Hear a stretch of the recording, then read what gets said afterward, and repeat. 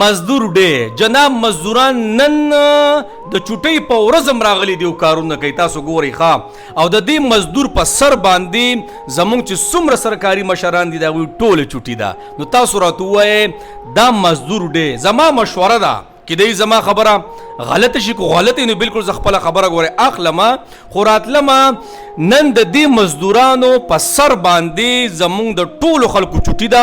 څوک کالام ته تللی دي، څوک مري ته تللی دي، جناب څوک مزې چرچې کوي، چا خپله فیملي ځان سره بوتلې ده او دا غریبانان اوس هم دا دی بیلچه وایي یاره او کوداله وایي. نو ته راته ووایه چې د څه مقصد دپاره دا چوټي ده، آیا دا دوی ته حاصله شوه که نه؟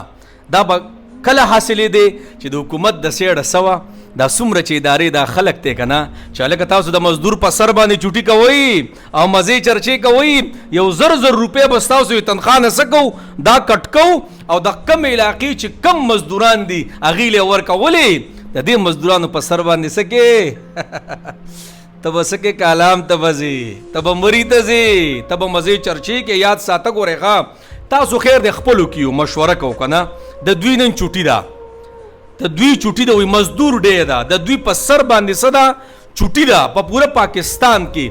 آیا دوی ته څه ریلیف میلاو شو دې چوټۍ نه؟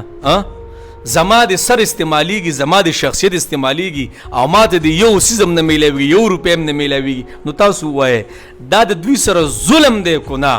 د دوی زه ذات استعمالومه، د دوی زه نوم استعمالومه او په دغه ورځ باندې کم سے کم یاره کم سے کم د دې زه مثال کے طور پر د مردان یم که نه نو کم سے کم د انتظامیې له خو په کار وکړه چې څومره د غریبانان دي مړ یو زر روپۍ خو یې ورکړی وی که نه چې هلکه دا واله یې ستاسو په سر نن مونږ هم څه ده چوټي ده، مونږ به هم نن لږ داسې خوبونه وکړو چکرې به وغو خو نه نه وروره مزدور پکې بیا هم تباه دی، مزدور پکې بیا هم د پردۍ بیلچې او د کودالې نه خلاص نه شو، مزدور بیا هم نن ورځ ډکه کړه او د هغه په سر مونږ چوټیانې کوو.